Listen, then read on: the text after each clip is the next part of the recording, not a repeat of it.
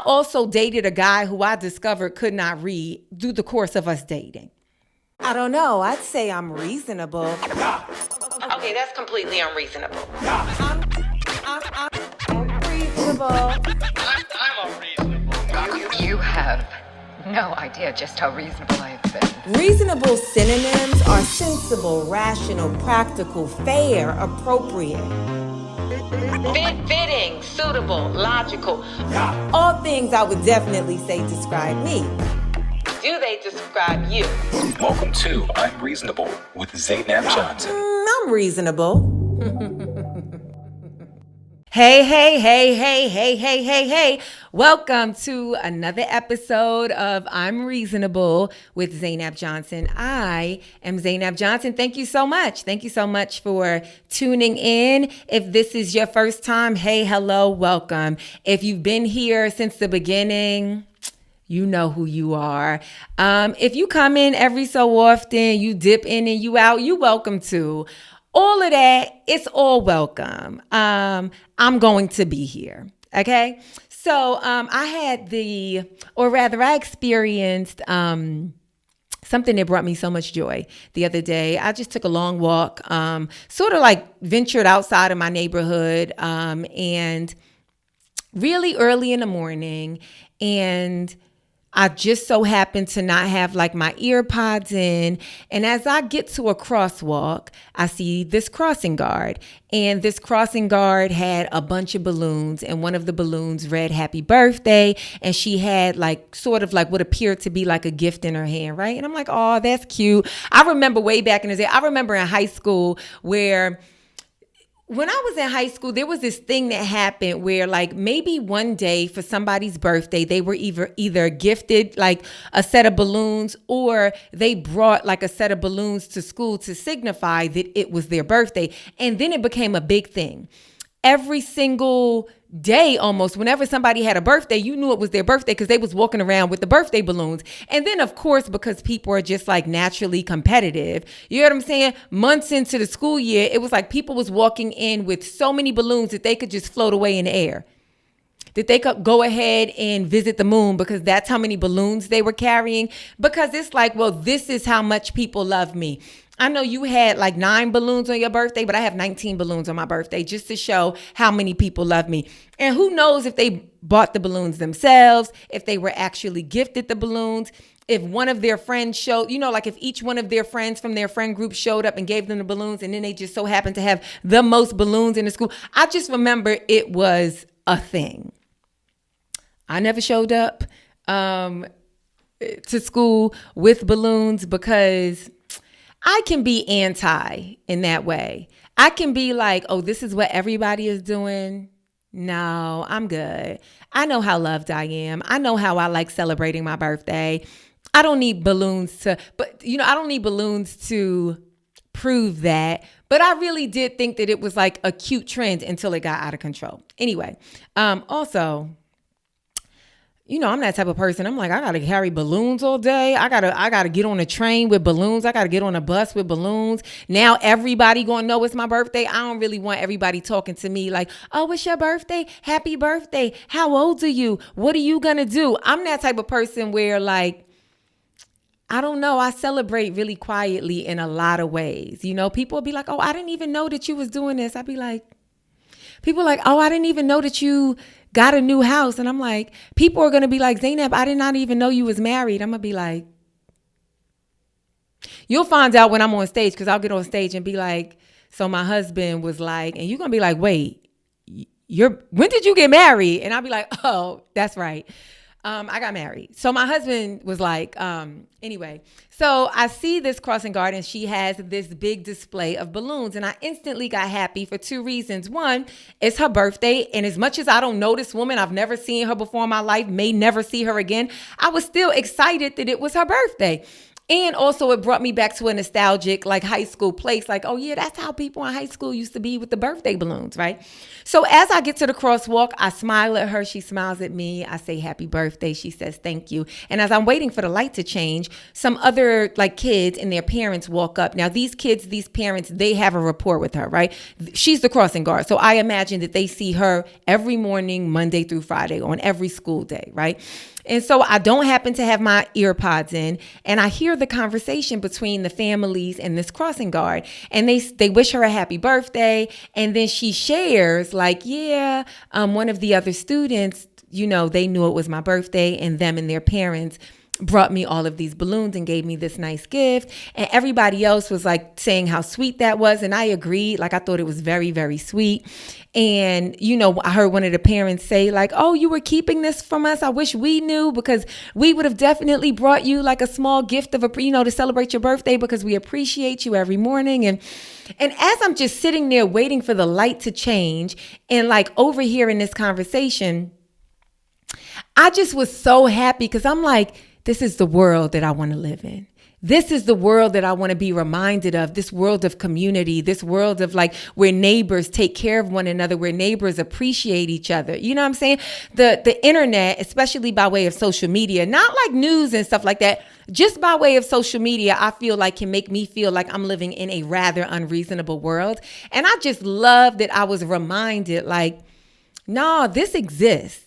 And the thing is, ain't nobody taking their phones out to record this. Ain't nobody posting this, but this is the reasonable world that I want to live in, where you see somebody that is an integral part of your community, an integral part of your kids' upbringing, and you acknowledge them and you appreciate them and you celebrate them. I was like just trying to be social. You know, I was about to be like, so do you have any other plans? And then I had to take a page from my own book. Like, girl, you be liking for things to be private. You don't really be liking for people to ask you about your plans. You don't really like for people that they asking you what you doing. So why would you ask this? Like, why can't you just keep it at happy birthday and have a good day? Because what if she don't have plans, right?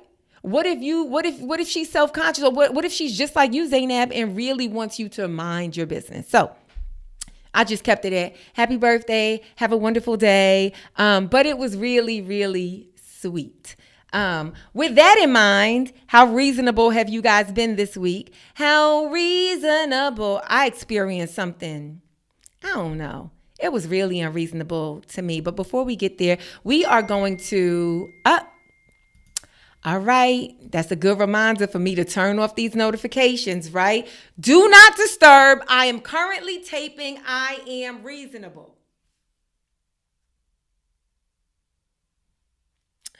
Oh, what y'all been up to? Okay, so today on the podcast, we're going to be talking about a couple of things.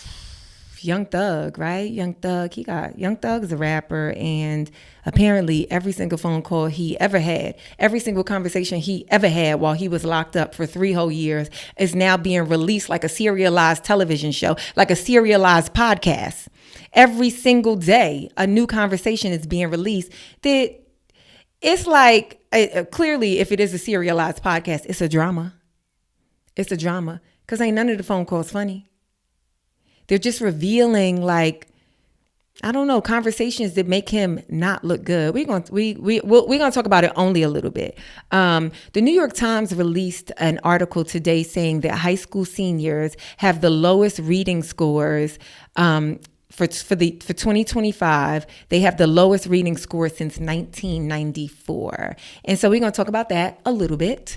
I'm not sure if we have an Ask Z, because I haven't even checked the inbox. Let me do that right now. We do have an Ask Z, and this Ask Z is, I don't know, but does rejection affect a person's self-esteem, and are you responsible for that? We will get into it in the Ask Z segment. I have some shows. I got some shows, and I want to make sure that you guys come see me. I will be in Philadelphia, Pennsylvania at the Philly Punchline September 26th and 27th.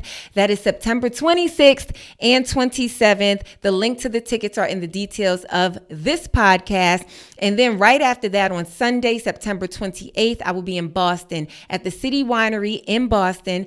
So come see me. Okay, get your tickets. Like I said, they are in the details of this podcast. While I have you, go ahead and hit the subscribe button. If you are not subscribed, go ahead and hit that subscribe button. I appreciate you. Okay, so the New York Times released an article stating that high school seniors, their reading scores are the lowest that they've been since 1992. And they attributed factors. The attributed factors are the lingering effects of the pandemic, increased screen time, which I figured that was like an obvious one. And this one was very interesting to me. Adulthood, the pressures of like adulthood, like impending adulthood, meaning like, okay, I'm a high school student and the world is telling me that I have very little transition time to become an adult. And, you know, in order for me to get a good job, I have to get into a good college and I have to choose a good career. And I guess all the pressures of those also attribute to sort of a lack of focus or an overwhelming feeling, anxiety, which causes a lack of focus for seniors. And of course, the thing about any sort of statistics that come out, right, is that we know that if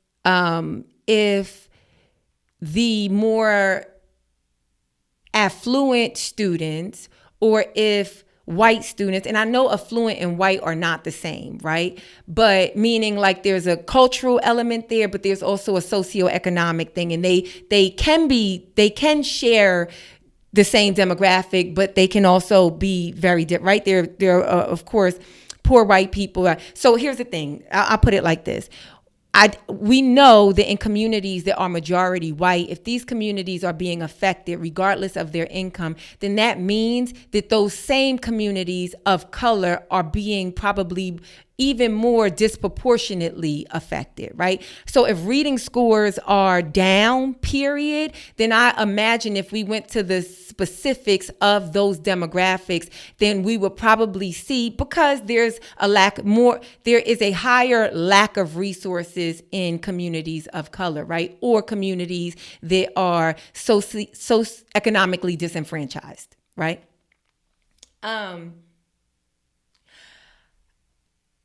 I was a little bit surprised to see that this part of the reason for this is just the stress of becoming an adult. And the reason why I say that is because I feel like that is the thing that hasn't changed over the years, right? Since the beginning of time, since school was a thing, since college was a thing, right? There's this very clear understanding that right now I'm in my last year of high school, of being a child, and I'm going to become an adult, whether I'm going to go to college or I'm going to go to a trade school or I'm going to immediately enter into like adulthood, into like a career, right?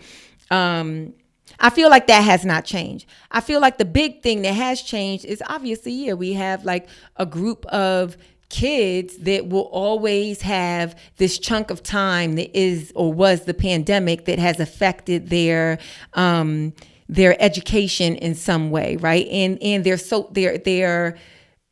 just affected their lives, period, in some way. And also, we live in a digital world. We have our phones. We have these devices, and every single person, and it's getting younger and younger. Our devices are in our phone, giving us information. They're called smart devices, and smart devices, depending on how you use them, just make us dumber and dumber and dumber and dumber.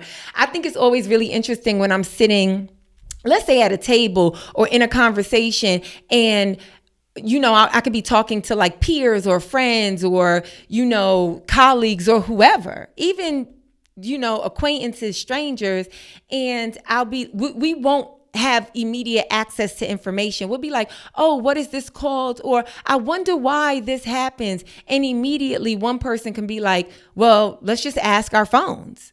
Right.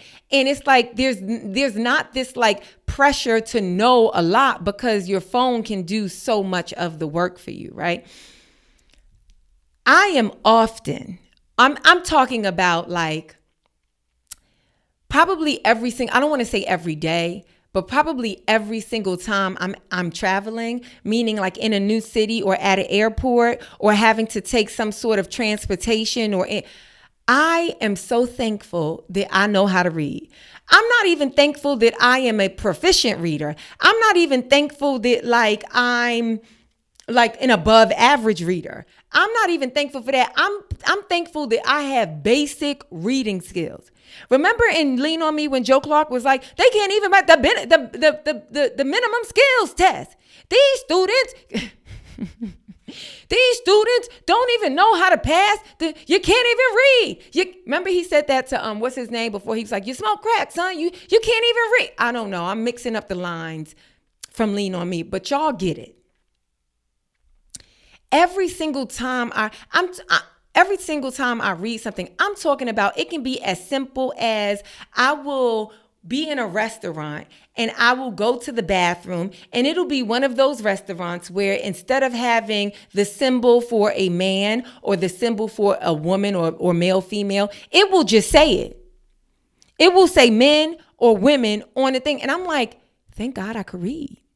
If I couldn't read, how would I know which door to walk into? The other day, I was in, what city was I in? I was in Seattle and Portland, and I had to take the train, like the Amtrak down from Seattle to Portland. And there was a lot of reading. There was a lot of reading that I had to do just to get from the entrance of the train station in Seattle to the exit of this Portland train station. And I was like, I can't even imagine what it's like being in this world and not even knowing how to read. I think it's cause for concern that to put out a headline like, oh, the reading levels are down since 1992. But then it's like, then I realized, like, is this like a scare tactic? You know, like, because I have no idea what they're like, I don't know really what the levels were in 1992. I was a person in school in 1992. But like, obviously I wasn't like a high school senior. I was in elementary school in 1992. But I don't know. I just feel like, I have no context because how bad was it in 1992, right? And so without getting bogged down in that, I was like, okay, well, they presented a problem, but what's the solution? Right? Is it limiting screen time? Do we even need to know how to read? If eventually, right? And like, this is the Upload world, by the way, Upload, the final season has dropped. It dropped like, I don't know, like a week or 2 weeks. I think it dropped like 2 weeks ago. So I hope that you guys have watched it. I hope that you guys have enjoyed it. If you haven't, you can check out Upload on Prime Video. Seasons 1 through 4 are out. I play Alicia in all 4 seasons, so go ahead and check that out. The link to that series is in the details of this podcast as well. If you have watched Upload, you know in the very near future, we're already leaning in this direction. If you've watched Upload, if you've watched Mission Impossible, if you've watched anything that is like a futuristic show or movie, you see that eventually we're going to have the computers in our eyes. We're going to be able to look at stuff, and the smart device that we attach to our brains, our eyes, our bodies, our ligaments are going to be able to function for us. And so is it important? Is it important? And I'm not being like,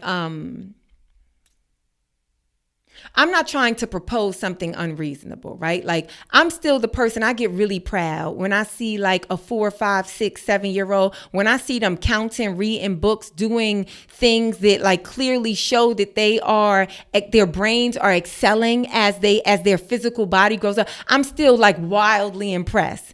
Do you get what I'm saying? When I see like a 2-year-old, it's like A, B, C, D. I'm like, I am like wildly impressed and I feel hopeful. right? When I'm sitting with my nieces and nephews and they start counting, they start doing arithmetic, they start doing multiplication and division, they start doing fractions. I'm like,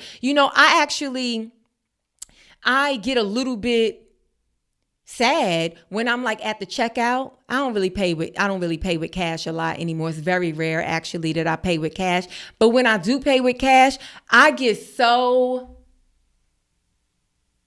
sort of scared or sad for the cashier that like if I give her or him like $100 bill, let's say the total is like $12.58, and I give them $100 bill, and instead of like so that I don't get like a whole bunch of change back, I'll then give them like 2 pennies and like like something so that they can just give me back even bills and no change. You know what I'm saying? And it really throws them. It's like they can't do anything. I sort of get a little bit sad, like, dang, I guess they either never got like basic like addition and subtraction, skills, or have they allowed this computer to do it for them so much that skill has left them, And so if we do have to ever go off grid, like how will you, or if we do ever re-enter a world without computers, like will we be equipped to like do these simple things that we used to master, in the time before? I know this is all sounding real kooky, right? I don't mean to sound real kooky. I also dated a guy who I discovered could not read through the course of us dating.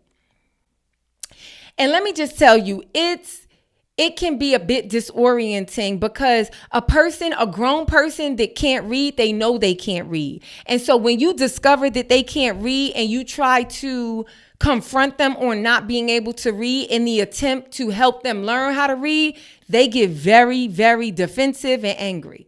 I will never forget this guy. I was in the passenger seat of his car, and he went like the wrong way. And I was like, you went the wrong way. And he was like, first of all, this is just as a disclaimer. He was also a very angry person. Okay. So I don't think everybody that struggles with reading or is illiterate is like this. He also, separate from his literacy, he also was, an angry person, okay? He was the type of guy, and I may have said this on stage before, but even when he was doing good stuff, he would be yelling at me. You know what I'm saying? And I don't need anybody in the comments to be like, Zainab, you deserve better. You can't be in a relationship with people who yell at you. I know, which is why that was a very short-lived experience, okay? But I'm telling you guys this in retrospect, okay? It's dead and gone. Of course. Come on, you guys. I'm very reasonable. I know how to take care of myself. I know who and what and how I should be treated. No need to give me that pep talk, okay? But I appreciate the love and the support and the care, okay? But he was a very angry person. I remember I was like, I should probably start taking just talking out loud. I should probably start taking some multivitamins. And he listened to that and bought me some multivitamins, but I guess I didn't answer the phone fast enough and he left a voicemail. He was like, oh, so you ain't answering the phone and I got you some multivitamins. Don't you need multivitamins? But you ain't going to pick up the phone and nothing. And it was like, sir, it sounds like you need multivitamins because your levels are off, right? Anywho, I was in his car and we were going somewhere and I told he had missed like an exit or something like that. And I was like, you missed the exit. And he was like, well, you're supposed to be telling me where to get off. And I was like, okay, well, get off. I said the next exit, right? But I didn't say get off at the next exit. I said, it's okay. You can get off at, let's say the next exit was like Charles Street, right? I was like, okay, you could just get off at Charles Street. We saw the Charles Street exit. He just passed it, right? And so I was like, oh, you passed Charles Street. Okay, well, you can get off at Bleecker Street, right? These are not real exits. I'm just, I was like, okay, well, you can get off at Bleecker Street. And then he passed the Bleecker Street exit. And I was like, why do you keep passing the exits? I'm telling you where to get off with enough time to get off. And he was like, yells at me. He was like, don't tell me the names. Just point, just point, just point. And it was in that moment, coupled with some other things, I was like, wow, I am with a person that is illiterate. He actually cannot read. And because he's also an angry person, I don't think I'm going to be able to teach him how to read. And wow, I don't, like it's a situation that requires a lot of vulnerability, love, and patience, and so I'm saying all this to say, if you are a parent or a guardian or a sibling or an auntie or uncle to a mentor to a child, make sure, encourage them to read. I remember when I didn't know words, like I didn't know the definition of words, I would ask my parents, what's the definition of this word? And my father would be like, go get a dictionary.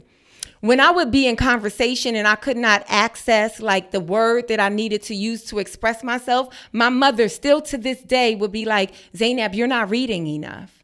You're not reading enough because you're having a hard time accessing vocabulary. You're not reading enough. I was in a meeting with a dope ass production company yesterday, and I was having a hard time like accessing certain articulating myself, and not like just overall, but I would get to like one part of the conversation and I would have a very specific word in mind and I wouldn't be able to get to it. Sometimes it happens to me on this very podcast. And what's in my mind is my mom always saying, you have to read more, you have to read more. And I realized that it's not podcasts that help. It's not audiobooks, audiobooks that helps. It's really like looking at the word, the spelling, and if you don't know it, stopping and looking it up, looking at the definition, and not just looking at the definition, but then you have to use the word in your vocabulary. It's just a lot. It's just a lot. And so I can imagine as a 17-year-old, because that's like the senior high school age, right? As a 17-year-old, and you already, you know what I'm saying? You be on your phone all day. I'm just saying, be very mindful that the New York Times apparently thinks that our American seniors are not reading at the level in which they should be reading, and this is a problem. And so, don't say ain't nobody told you.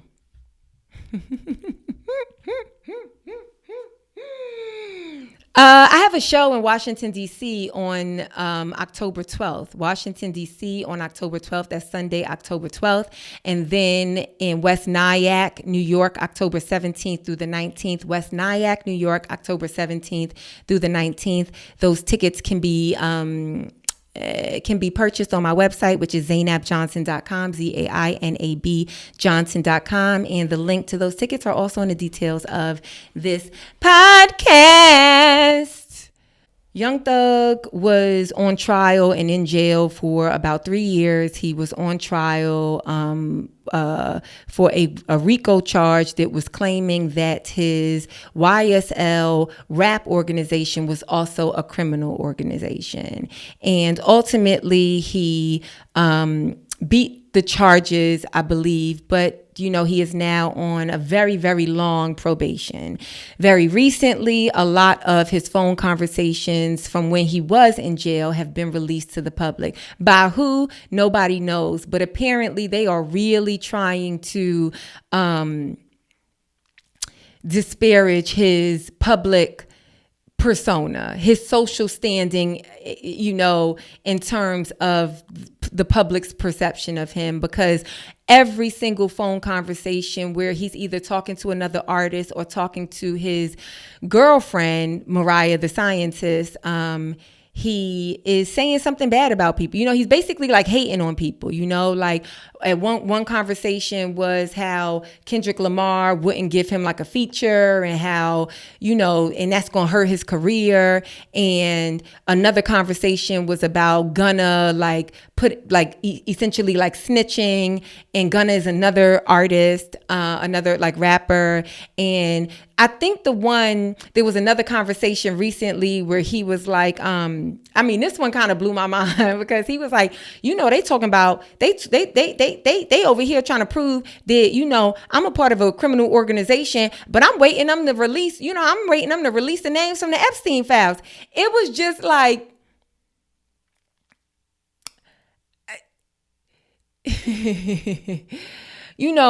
it's just when the pot call a kettle, it's just very interesting. I don't know. The one that really kind of like pissed me off, and it's really the most frivolous one, is he's sitting on the phone with his girlfriend, Mariah the Scientist, and he brings up Glorilla. Glorilla is a rapper, and it's 7 p.m. Friday. It's 95 degrees. I ain't got me. I found out recently, which I'm sure we all did, that was an Aretha Franklin lyric. Did y'all know that? Either Aretha Franklin or Shaka Khan. I'm so sorry if I got it wrong. I think it's Aretha Franklin. And she was singing, it's 7 p.m. Friday. It's 95 degrees. I know that my rhythm is off. Ain't got me. Like truly, like rhythm and blues, Aretha Franklin. But it's like the rap lyrics that Glorilla said. Who would have known? That's the good thing about the internet. Because without the internet, we would never know this. I would never know this, because I did think that those were original lyrics by Glorious Hallelujah. I don't know her last name. But he basically is talking about Glorilla. He brings her up on his phone call, and he's like, yeah, everybody's saying she cute, but she ugly.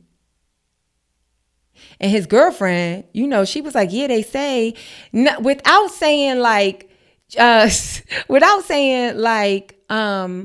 giving her opinion, she was like, yeah, they say she look like Rihanna. Which already in and of itself is like sort of like petty. And it's a little bit weird. And I actually like Mariah the Scientist. But it is a little bit weird to sort of, you basically like sprinkling a little bit of gasoline on a flame. Do you get what I'm saying? Like on a fire. It's like, it's weird already. I personally think it's very weird if the guy that you're dating brings up another woman and then is discussing whether or not that woman is that woman's attraction, especially if that woman has said nothing to you. Now, right after that audio was released, Glorilla tweeted like, this is really funny. Whenever somebody is like, mind you, she was like, this is funny because mind you, whenever a black person say mind you, just know they about to release the tea. They about to say something that contradicts everything you just said or did. Glorilla was like, mind you, this the same person that was sending me DMs talking about, what's the color of your eyes? That's already a strange DM, but I can confirm people send the strangest DMs. Some of the DMs that I get,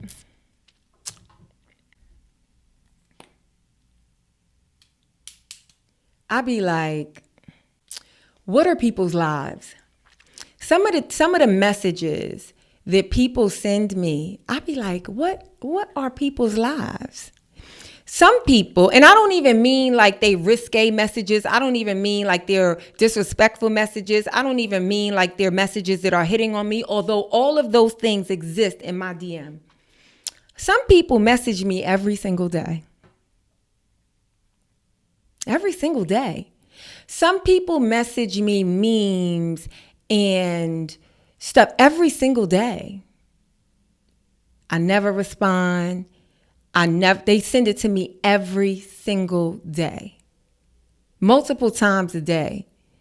Or every single time I post something, they will respond to every single thing. I'm talking about seconds after I have posted a story or something. And I'll just be like, do they have notifications on, or do they? And I'm not coming from like a ungrateful place. I'm not trying to like talk down.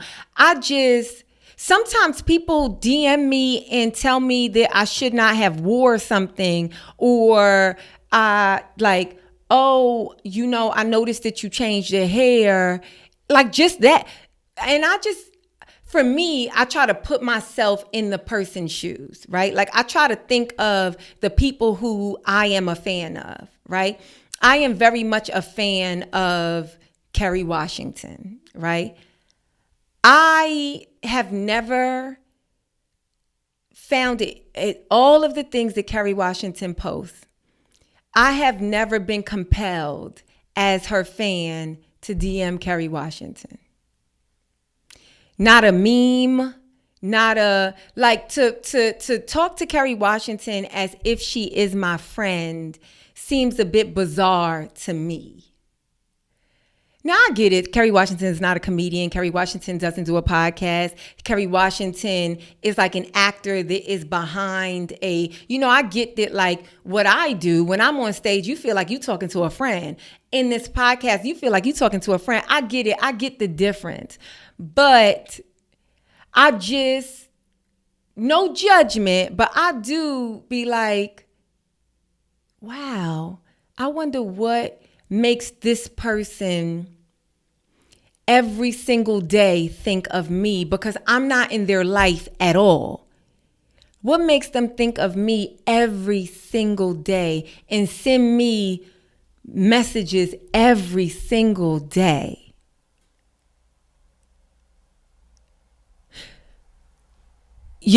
So I'm not surprised that Thug, that young Thug was in Glorilla's DMs, but I am surprised that he would, one, bring her up knowing that he was in her DMs, bring her up to his girlfriend, and bring her up to his girlfriend in a disparaging way, like in a really gossiping way. And then what's really bizarre to me is for him, in my opinion, being like a not very attractive person, to have the nerve, the audacity to be so unreasonable to call someone else unattractive. I think, do y'all remember when there was that lawsuit, or that the alleged complaint by the Lizzo dancers, performers against Lizzo? The alleged complaint was that she was fat shaming them. I know that that's possible, but I'm telling you, and I know that that may have been even like a salacious headline, right? But it was cause for, I think it is what made it super, I think it is what put its credibility or validity into question. Because it just seems strange for someone who is fat to fat shame. For me, I'm going to be very honest with y'all. It ain't no way that somebody is going to be able to use an attribute of mine, that they have that very same attribute against me. It's no way. It's no way it's no way a tall, slim woman is going to be like, and she all tall and slim. Wait, what? Hold on, ma'am. I'll be right back. I'm going to get a full-length mirror so that you can get you know what I'm saying? Actually, let's stand side by side, because so now we either got to talk about self-hate, we got to talk about something, because what do you mean? How are you trying to poke fun of or talk down to me about the very thing that you are as well? It's just, I don't know. For me, it almost feels like I'm, like, it just don't make no sense. So as I'm listening to this phone call with Young Thug and Mariah the Scientist, I'm like, wait, he called Glorilla ugly. And I don't really like that word anyway, because I feel like, I don't really like, I think you can say unattractive. I think you can say that you find a person unattractive, but to say ugly, I don't know. I think ugly is like a spirit. You know what I'm saying? Like, I think there's a lot of people in this world that I physically am not attracted to, but I typically only say ugly when I'm like, they character, they spirit, they personality, they soul is ugly.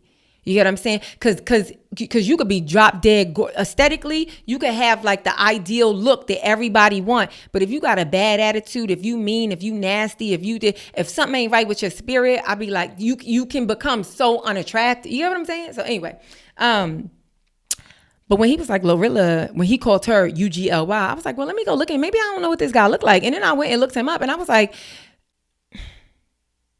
I don't know. It seems like he threw a pretty big stone in a glass house. Who y'all think is after Young Thug? Who do y'all think is releasing these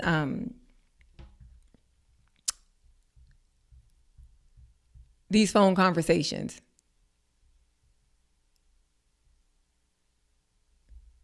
I think the only good thing about it is that we already know that they're recording us, right? So I think that it should make people, like, if this makes us mindful that everything that we said, whether we know that we've given them consent or not, whether we know where the recording devices are, whether we know if they're tapping into the cloud, our social media. I mean, everybody was like, why was he talking like this anyway? Because jail conversations are recorded. Even that aside, even in our phone, I'm sure we have all signed away things just simply by agreeing to the terms of our phones, right? Now that we know that someone is potentially listening and keeping like an ongoing recording of us, I wonder if that will make us mindful of like the things we say. You know, like, oh, okay, well, do I have to say this really negative thing? Do I have to say this really bad thing? Do I have to really say this hurtful thing to, to someone who I think I'm talking to in confidence? Do I really need to do this? Maybe not. And then ultimately, just in our fear of being outed, maybe we, by default, just become better people. What y'all think? So there's this really cool story that I wanted to bring to you guys and ask you if you would be willing to do this.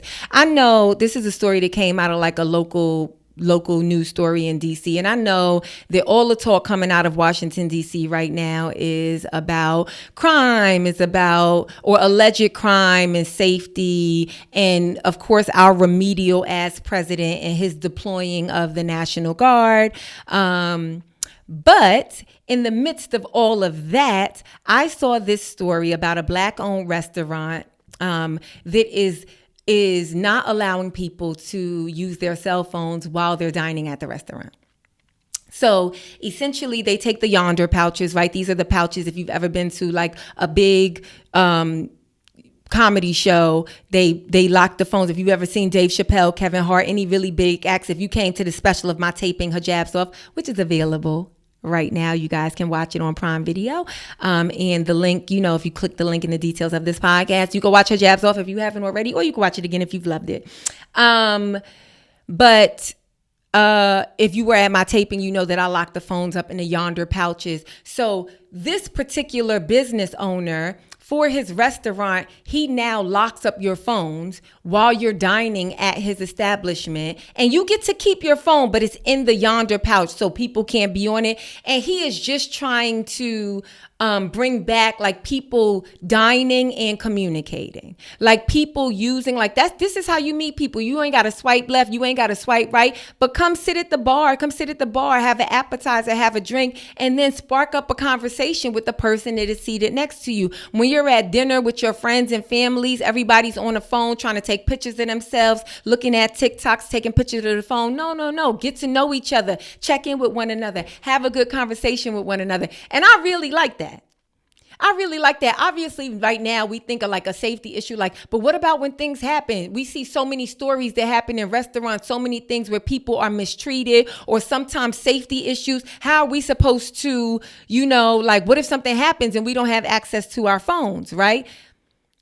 There was a time where we went out of our houses, we got to locations, and we did not have phones. You talked to the person on a house phone before both of y'all left, and then hopefully y'all met up at the right location at the right time. I truly feel like we probably showed up on time better, in the past, because you can't call somebody and be like, hey, I'm running 10 minutes late.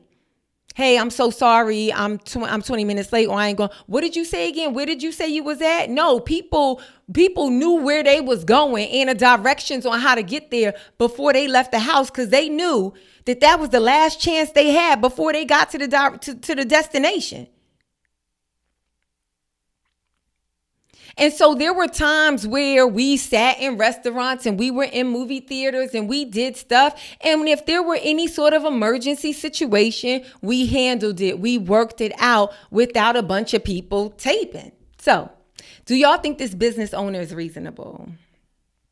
Do y'all think that he is reasonable in requiring people in the same way that, businesses can say, hey, we require you to wear shoes and we require you to wear shirts in order to be seated at this establishment? Or sometimes businesses have the sign that say we can refuse any business. He has the sign that says, hey, in order to dine here, we require that you lock up your phone in this yonder case, blase, blase, blase. How do you guys feel about that? Would that deter you from eating at a restaurant? Let me know. Put it in the comments. Okay, let's get to the Ask Z. But before we get into the Ask Z, I want to get into my upcoming dates. As I said, September 26th and 27th, I will be at the Punchline in Philadelphia, Pennsylvania. September 28th, I will be in Boston, Massachusetts. October 12th, Washington, D.C.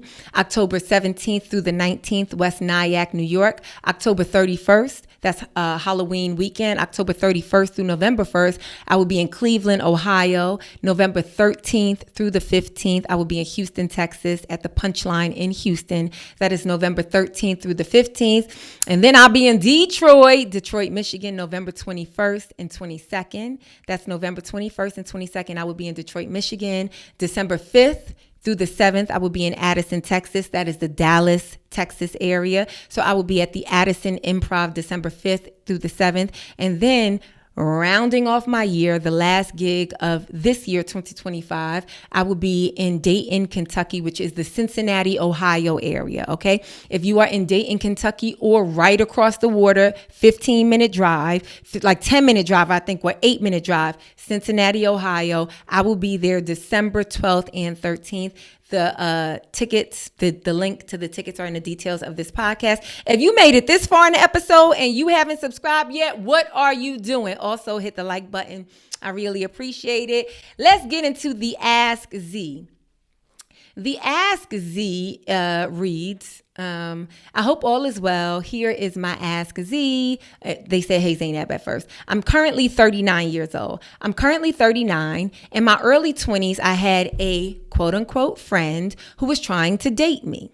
I wasn't interested in anything serious. I will admit I was in my hoe phase at the time. He was also in another state. Several states were between us. I tried to ghost him several times back then. He would keep texting. I would feel bad, and then eventually I would respond to him. Fast forward a few years. I'm in my 30s. I'm in my early 30s. He ends up living in the same state as me. For the first time, we tried to hook up. It was a bad experience before anything got started. His hygiene was really bad that day. I didn't want to embarrass him, so I made up an excuse to get him to leave. He then called me a few weeks later to ask me why I never wanted to date him. Due to my past attempts at ghosting and the fact that I didn't tell him the honest reason why I wanted him to leave my apartment previously, I decided to be honest with him. I told him I did not find him attractive. He said, okay. We hung up the phone and never spoke again. 5 years or more later, I went to a party. The first person I run into is him. He says, hello, you owe me an apology. Because of you, my self-esteem was crushed. I felt no man would want me again, and it's because of what you said to me. It's at this point when I realized that the person writing into me is also a man. Which means nothing, which has no bearing on this Ask Z. But you know how it's like you just operate in like a heteronormative world. And then when you get the one indicator, like, oh, this is a same-sex situation, and that's fine too. Okay, so where was I? I basically said, okay, so he said let me go back. 5 years or more later, I went to a party. The first person I run into is him. He says, hello, you owe me an apology. Because of you, my self-esteem was crushed. I felt no man would want me again, and it's because of what you said to me. I was angry that he would try to blame me for his lack of self-esteem. I was drunk though, so I decided to give him a crappy apology instead of going off. I basically said, I'm sorry that something I said hurt your feelings. I think he accepted it. I didn't really care. Was he being reasonable for blaming me for killing his self-esteem, even though I was giving an honest answer to his question? Was I being reasonable for not believing I owed him an apology and giving him a crappy one? Thanks for taking the time to read this. I didn't give him an alias, right? His alias is called Doctor Doctor. Doctor Doctor, just like that, Doctor Doctor. Okay, Doctor Doctor.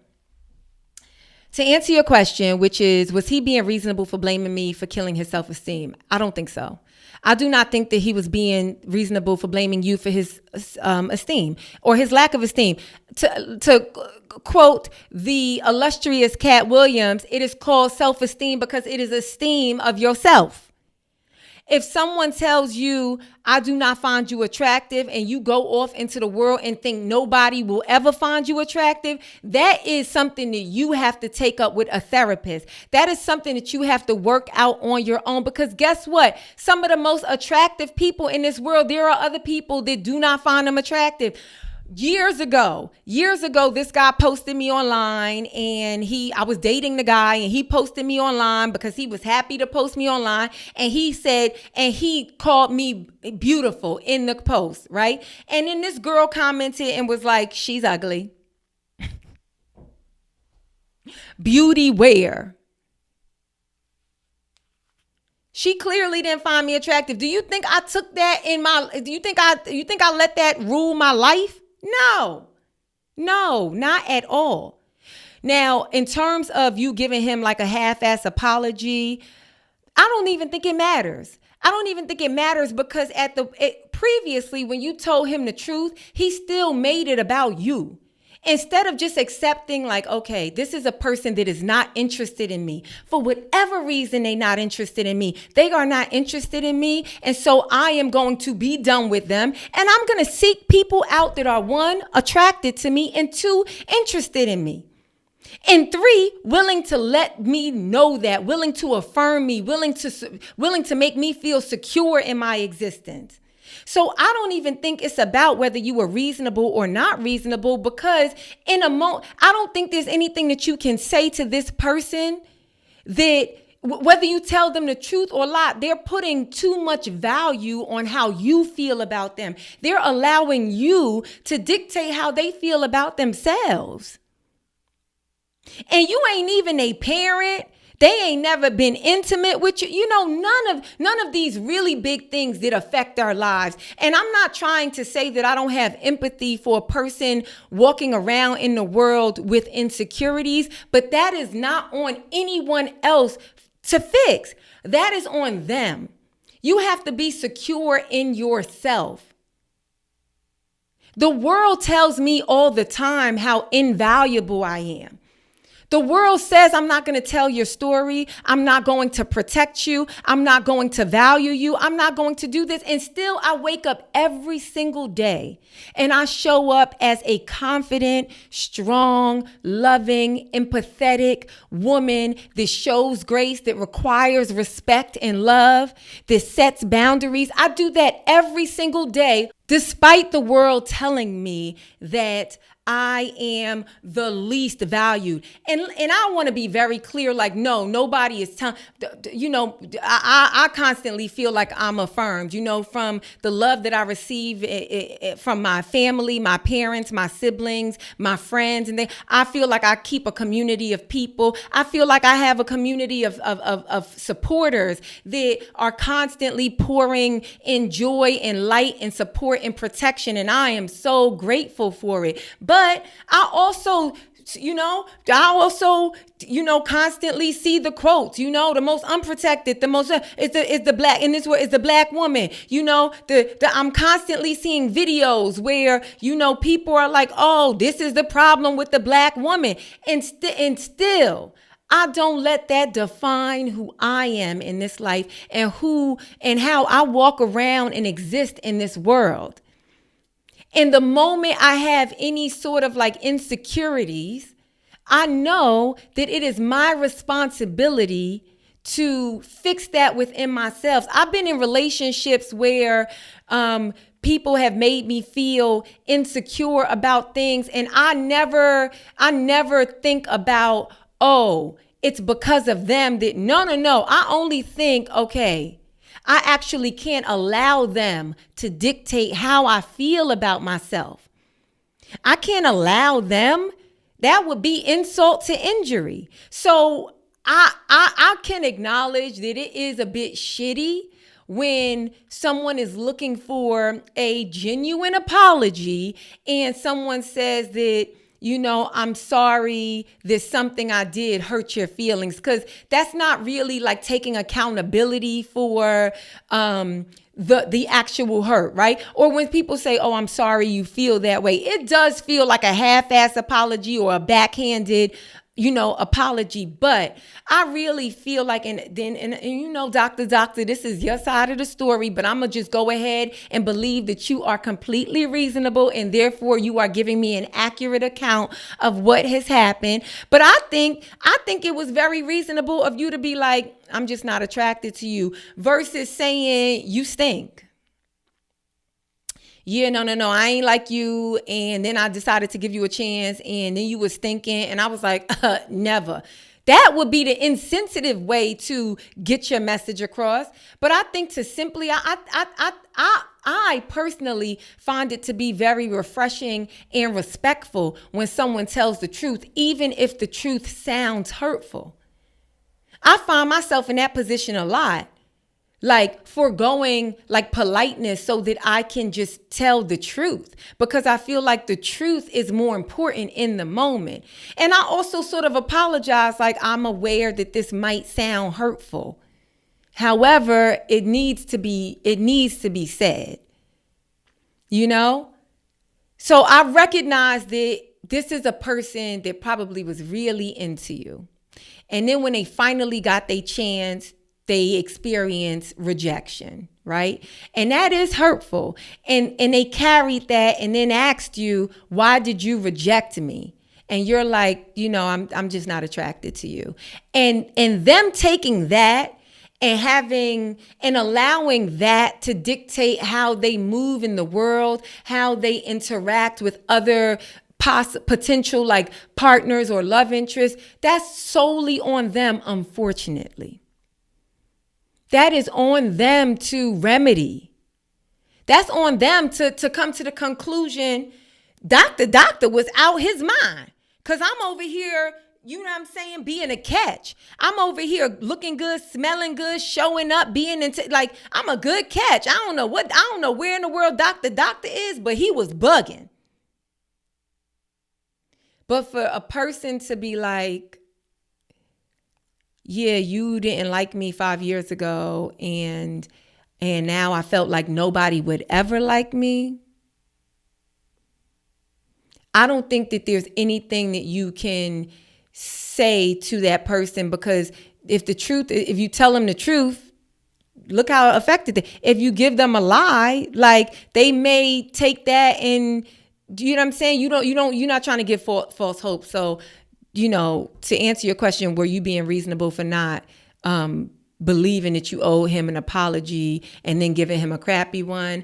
I think it's like you said, you was drunk, y'all was at a party. I just think that his expectation of you was rather unreasonable, and because his expectation of you was a bit unreasonable,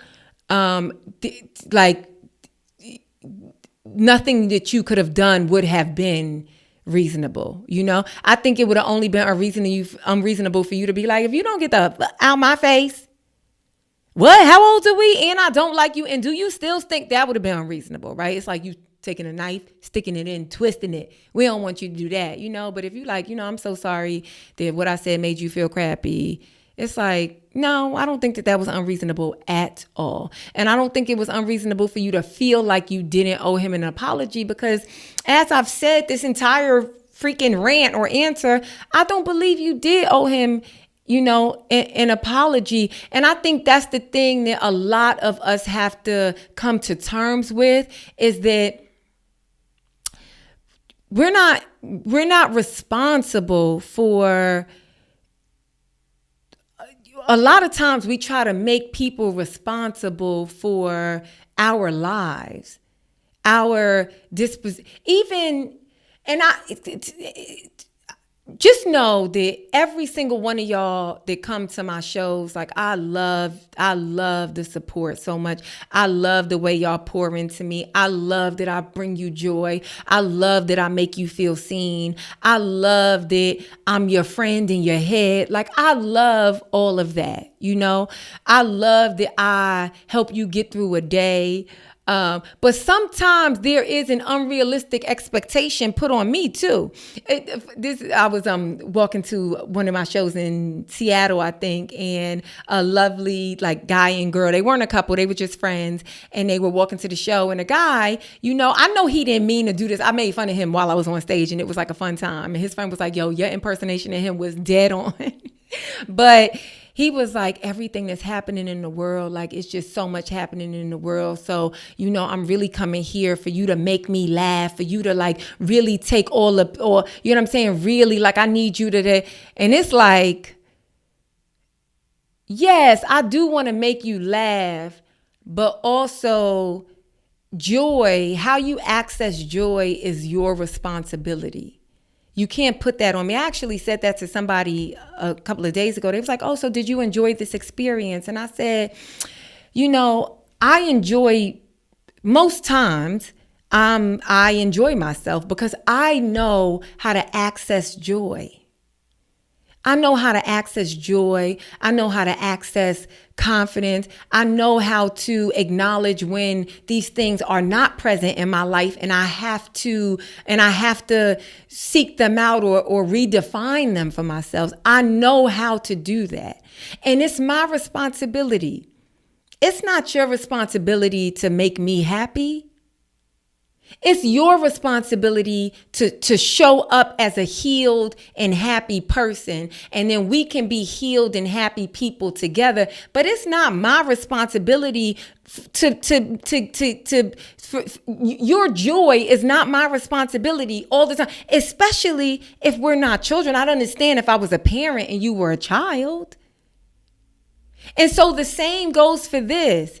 It's unfortunately, I don't know what the case in this person's life, Dr. Duck, but his expectation of you was unrealistic and unreasonable. And I don't think that there's anything you could have done except what you did, which is, all right, truthfully, I'm not attracted to you. And what is 5 years later? I'm at a party. I'm drunk. I'm having a good time. I'm sorry if anything that I said in the past hurt your feelings. I'm so sorry. Okay. All right. Bye. That's really all you could do, because it really is on him. And it sounds like he's still not really on the healing or sort of the healed side of his journey. And I bet you he feels probably really good confronting you. It's because of you that I had low self-esteem in the world. It's like, nah, baby, it's because of you. It's because of you. You know how many times I get told no in the world? You know how many times I audition for things every single day. And I'm told no every single day. And then the next day I got to get up and audition. I still got to get up and be like, all right, well, I'm going to try and get this job. The same goes. I have dated people that I have liked and they've liked me back. And I have dated people, or I have liked people and they have not liked me back. I have dated people and they have treated me poorly.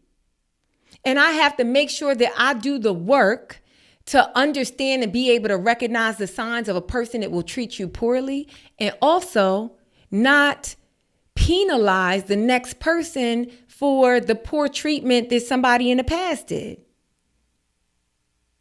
You know? Anyway, I hope that helps. Thank you so much for submitting an Ask Z. If you want to submit an Ask Z, all you have to do is send an email with the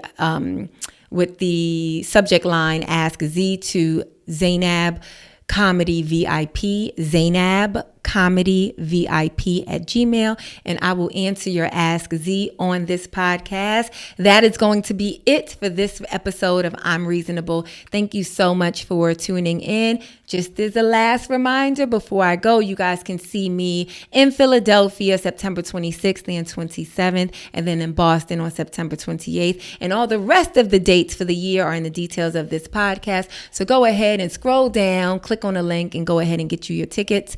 And yeah, I'll see you guys next time. Until then, try your best to stay reasonable or be reasonable. You know who you are. Bye.